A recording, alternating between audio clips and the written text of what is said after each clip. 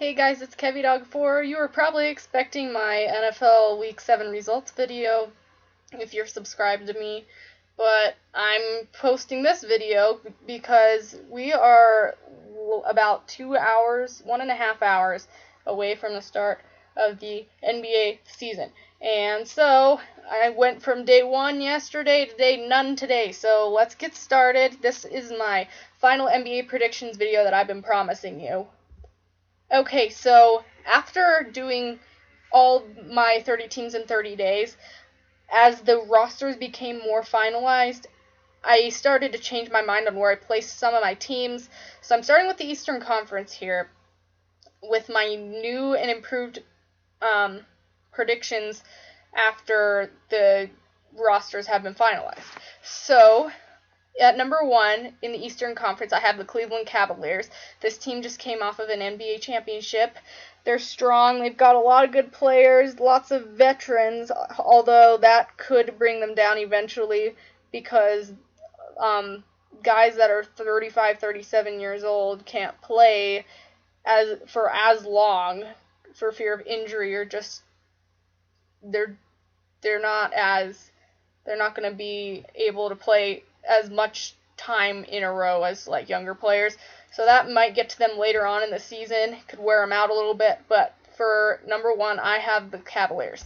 So number 2, just like last year, Toronto Raptors. This team is so strong.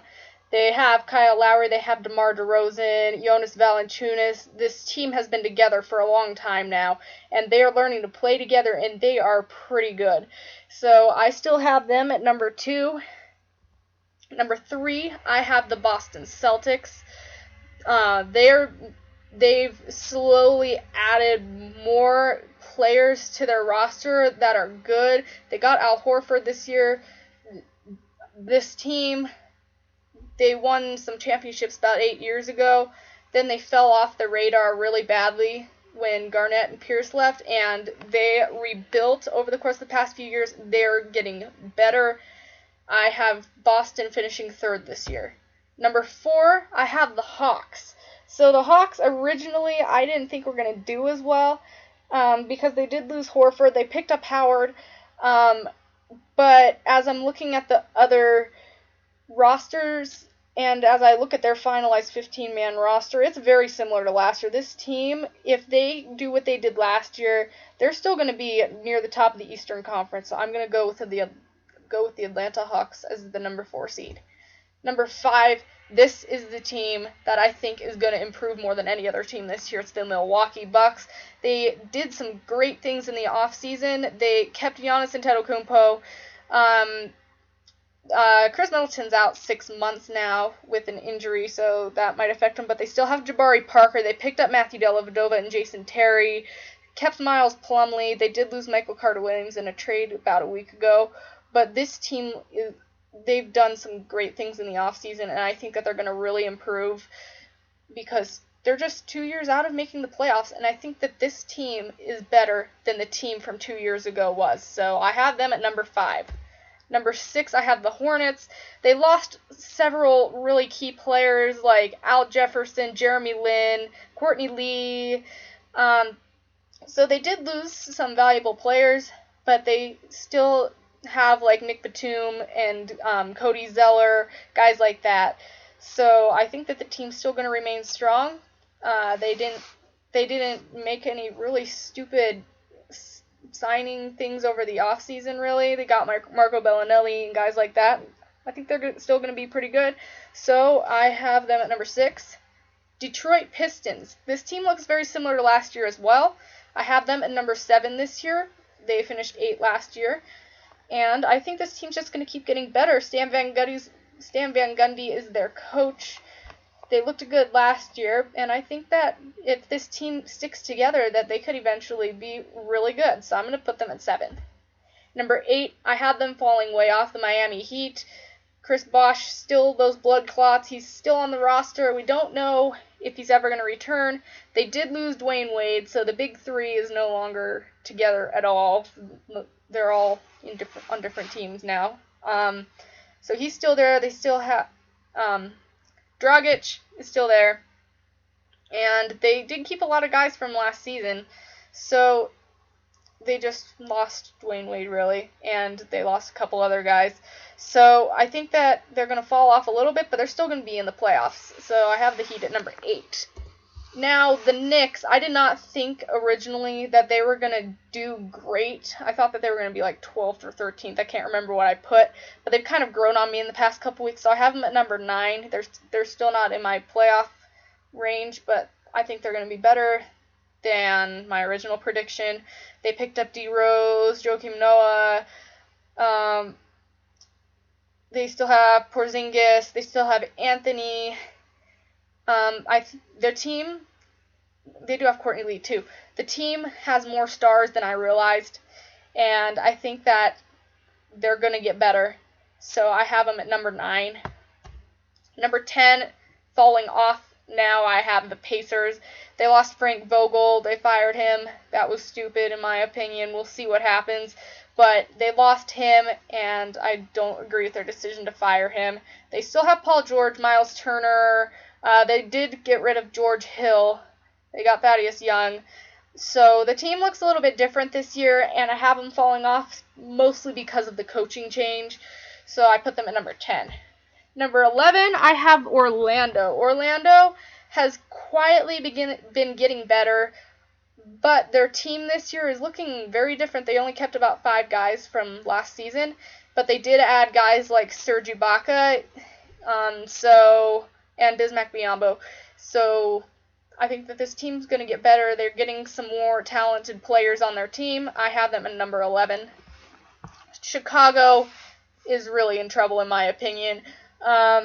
They lost Pau Gasol. They traded away 2 of their stars this offseason. They did add Dwayne Wade, Rajon Rondo, guys like that, but the number of stars on this team is starting to dwindle a little bit, and they don't look as strong this year as they did in previous years. So I have them at number 12. Number 13, I originally had them at number 15, but looking at their roster now, they have more talent than the number 14 and 15 teams that I put on here.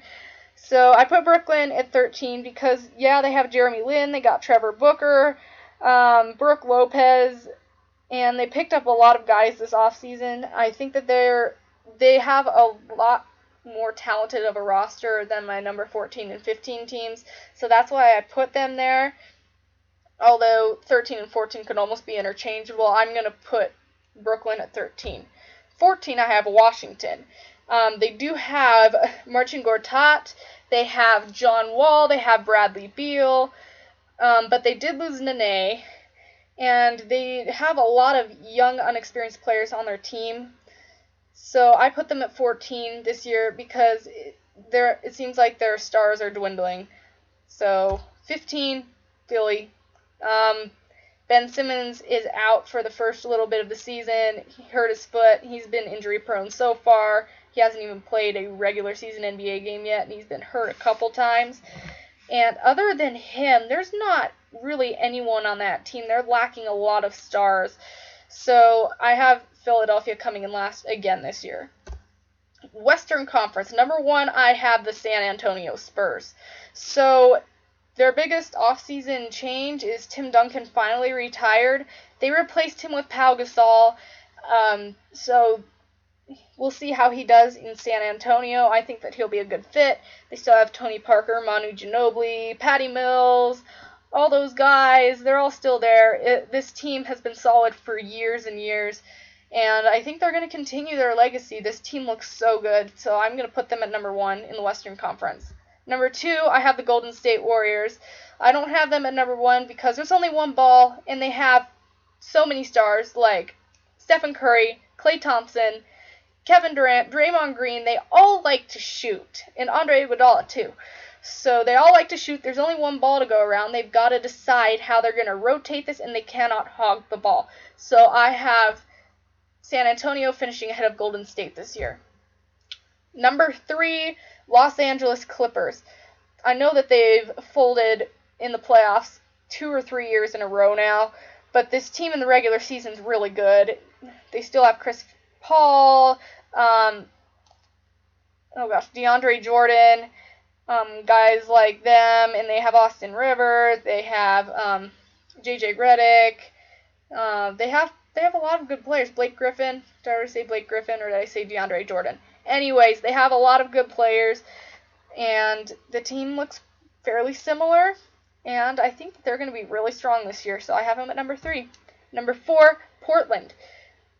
They finished 5 last year, also right behind Los Angeles. And the team looks very similar as well. They kept Damian Lillard, CJ McCollum, all those guys. So we'll see how they do.